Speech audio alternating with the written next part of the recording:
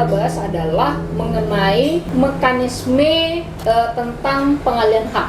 Jadi dari beberapa hal ya, acuannya di pasal 41 Undang-Undang Nomor 20 Tahun 2016. Kan 3 aktanya yang wasiat, wakaf dan hibah itu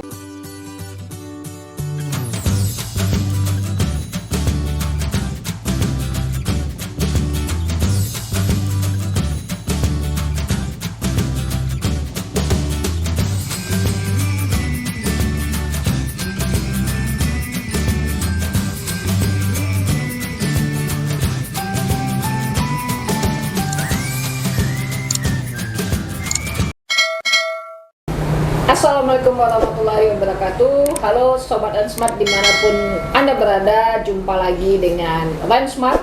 Kali ini video pembahasan kita kali ini saya dengan Bu Ren Sunati tidak sendiri, tidak berdua ya kan. Kita juga ada Bu Ria Satriana Armando. Beliau adalah seorang notaris berkedudukan di Kota Padang. Nah, kebetulan memang video kali ini kita ambil di kantor cabang kami di Kota Padang ya. Jadi Sobat Smart yang berdomisili di Kota Padang dan sekitarnya boleh datang ke kantor kami jika ingin berkonsultasi. Oke, Sobat Smart semuanya. Mungkin Sobat Smart bertanya kenapa video kali ini kita menghadirkan ada Ibu Ria Satriana Armando, karena ada pembahasan yang menyangkut kewenangannya beliau sebagai pejabat notaris ya, yang sudah diambil sumpahnya ya, bukan diambil sumpah oleh masyarakat ya, sumpah oleh kementerian ya yang terkait ya dalam hal penyumpahan seorang notaris. Baik Sobat dan Smart semuanya, jadi yang akan kita bahas adalah mengenai mekanisme tentang pengalihan hak. Jadi Sobat dan Smart, di dalam hak merek tersebut Sobat dan Smart dapat mengalihkan hak mereknya. Nah, itu diatur di dalam pasal 41 Undang-Undang 20 2016. Nah, bagaimana mekanisme, syarat, prosedurnya nanti kita akan bahas dengan Bu Reni dan Bu Ria Satriana Armando. Tanpa memperpanjang waktu, saya ingin bertanya pertama kepada Bu Reni. Jadi bagaimana Bu Reni mekanisme dalam pengalihan hak merek? Apa saja yang bisa menjadi sebab bahwa hak merek tersebut dapat dialihkan? Silakan Bu Reni. ya, jadi sebab pengalihan hak itu terdiri dari beberapa hal ya, acuannya di pasal 41 Undang-Undang Nomor 20 Tahun 2016. Yang pertama karena pewarisan ya, yang kedua karena wasiat, yang ketiga karena wakaf ya, yang keempat itu karena hibah, kemudian karena perjanjian, bisa karena perjanjian jual beli atau perjanjian penyerahan hak, dan yang terakhir itu karena sebab lain yang dibenarkan oleh peraturan perundang-undangan. Begitu. Oke. Nah, jadi sepengetahuannya Sobat dan Smart bahwa proses pengalihan di antara sebab-sebab tersebut ya ada wajib ya dengan akta notaris. Nah, jadi untuk kita membahas akta notaris apa saja yang wajib dimiliki terhadap proses pengalihan hak. Nah, ini kita akan tanya kepada Bu Ria Satriana Armando. Silakan Bu. Baik, terima kasih Bu Lusda, Bu Reni atas waktunya. Kita akan membahas mengenai akta apa saja yang dibuat oleh notaris. Nah, menurut keterangan dari Bu Reni tadi ada mengenai pengalihannya wasiat, wakaf, hibah, perjanjian, waris, dan sebab lain yang ditunjuk oleh undang-undang ya Bu ya.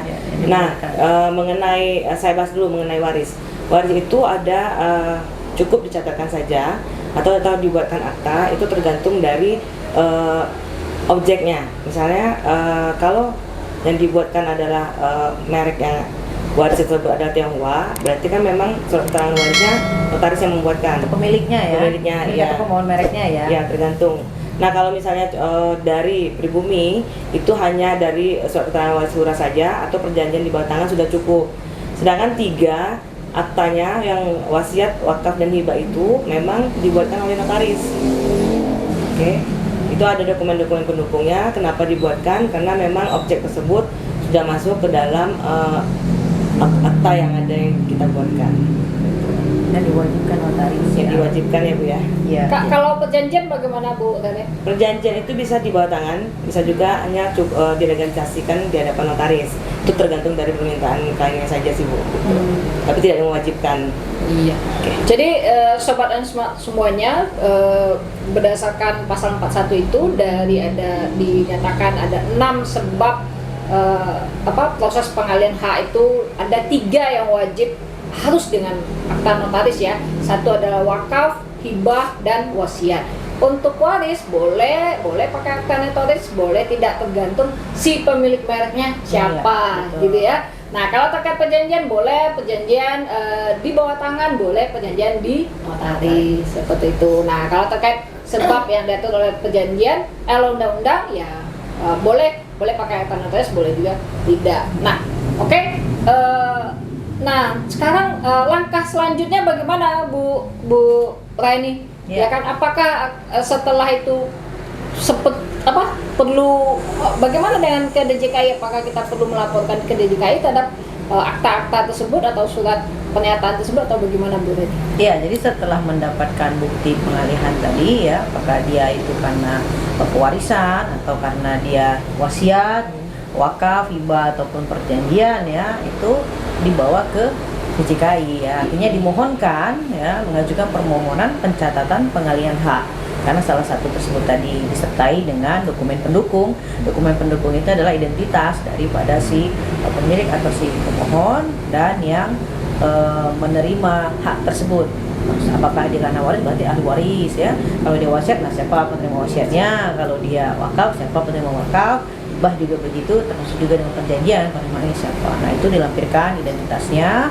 Kemudian juga melampirkan mereknya, apakah dia sertifikat merek kalau dia sudah terdaftar, atau dia bukti permohonan pendaftaran merek kalau dia masih dalam proses. Nah, kemudian itu dimohonkan ke DJKI dan dengan membayar biaya penerimaan negara bukan pajak terhadap permohonan pencatatan pengalihan hak. Nah, perlu kami sampaikan bahwa semua permohonan ya ke DJKI itu semua sudah online ya, semua sudah online, jadi tidak perlu lagi datang ke kantor secara fisik, jadi bisa dilakukan di mana saja, bisa mengajukan sendiri, bisa menggunakan jasa konsultan hak kekayaan intelektual yang akan membantu nanti prosesnya. Nah, dalam proses pencatatan ini tidak lama ya, karena semua sudah online, jadi bisa cepat diproses begitu. Baik, terima kasih Bu Raini, Bu Ria ya. Demikian sobat dan sobat semuanya, sampai ketemu lagi di video pembahasan selanjutnya.